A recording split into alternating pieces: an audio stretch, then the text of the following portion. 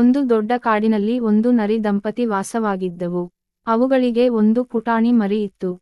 ಆ ಪುಟಾಣಿ ನರಿ ತುಂಬಾ ತರಲೆಯದು.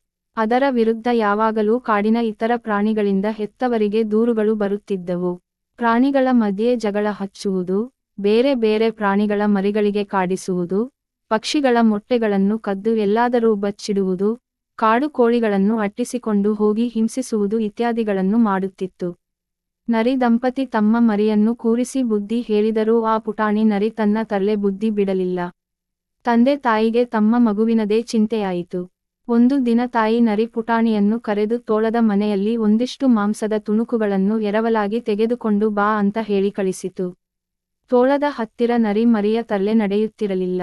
ತೋಳ ಕೊಟ್ಟ ಮಾಂಸದ ತುಣುಕುಗಳನ್ನು ತೆಗೆದುಕೊಂಡು ಮನೆಯ ದಾರಿ ಹಿಡಿಯಿತು. ದಾರಿಯಲ್ಲಿ ನಡೆಯುವಾಗ ಏನಾದರೂ ತರಲೆ ಮಾಡಬೇಕು ಎಂದು ಯೋಚಿಸಿತು. ಏನಾದರೂ ಬೇರೆ ಉಪಾಯ ಮಾಡಬೇಕು. ತರಲೆ ಮಾಡಿದ್ದು ನಾನೇ ಅಂತ ಗೊತ್ತಾಗಬಾರದು ಎಂದು ಅದು ನಿರ್ಧರಿಸಿತು. ನರಿ ಮರಿಗೆ ಮರದ ಮೇಲಿದ್ದ ಗೂಡು ಕಾಣಿಸಿತು. ಅದರಲ್ಲಿ ಇನ್ನೂ ಹಾರಲು ಬಾರದ ಪುಟ್ಟ ಮರಿಗಳಿದ್ದವು. ಅವುಗಳಿಗೆ ತೊಂದರೆ ಕೊಡಬೇಕು ಅಂತ ಯೋಚಿಸಿ ನರಿ ಮರಿ ಮರವೇರಿತು. ಮರದ ಮೇಲಿದ್ದ ಬಳ್ಳಿಯನ್ನು ಕಿತ್ತು ಅದರ ತುದಿಗೆ ಒಂದು ಕಲ್ಲು ಕಟ್ಟಿ ಗೂಡಿಗೆ ಬಂದು ಬಡಿಯುವಂತೆ ಒಂದು ರೆಂಬೆಯನ್ನು ನೋಡಿ ಅದಕ್ಕೆ ಕಟ್ಟಿತು. ತಾನು ಅದೇ ರೆಂಬೆಯ ಹಿಂಭಾಗಕ್ಕೆ ಬಂದು ಕಲ್ಲು ಕಟ್ಟಿದ ಬಳ್ಳಿಯನ್ನು ಜೋರಾಗಿ ತೂಗುವಂತೆ ತಳ್ಳಿತು.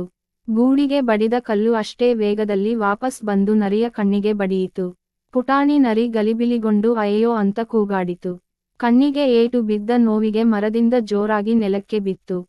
ಅದರ ಒಂದು ಕಾಲು ಮುರಿದು ಹೋಯಿತು. ತೋಳ ಕೊಟ್ಟ ಮಾಂಸ ಕೂಡ ಮಣ್ಣು ಪಾಲಾಯಿತು. ಪುಟಾಣಿ ನರಿ ಅಳುತ್ತಾ ಮನೆ ಕಡೆ ಹೊರಟಿತು. ಅಳುವ ನರಿಯನ್ನು ನೋಡಿದ ಅದರ ತಂದೆ ತಾಯಿ ಯಾಕೆ, ಏನಾಯಿತು ಅಂತ ಕೇಳಿದವು. ಆಗ ಪುಟಾಣಿ ನಡೆದ ವಿಚಾರವನ್ನೆಲ್ಲ ಹೇಳಿತು. ಆಗ ತಂದೆ ನರಿ, ಮಗು, ನಾವು ಬೇರೆಯವರಿಗೆ ಕೆಟ್ಟದ್ದನ್ನು ಮಾಡಲು ಹೊರಟಾಗ ಅದು ನಮಗೆ ತಿರುಗು ಬಾಣವಾಗುತ್ತದೆ. ಬೇರೆಯವರಿಗೆ ಒಳ್ಳೆಯದನ್ನು ಮಾಡಿದರೆ ನಮಗೂ ಒಳ್ಳೆಯದಾಗುತ್ತದೆ.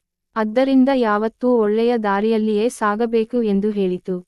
ಪುಟಾಣಿ ನರಿ ತಾನು ಇಷ್ಟು ದಿನ ಮಾಡಿದ್ದ ತರಲೆಗಳನ್ನು ನೆನಪಿಸಿಕೊಂಡು ದುಃಖಪಟ್ಟಿತು ಮತ್ತು ಇನ್ನೆಂದೂ ತರಲೆ ಮಾಡುವುದಿಲ್ಲವೆಂದು ಹೇಳಿತು. ನರಿ ದಂಪತಿ ಖುಷಿಪಟ್ಟವು.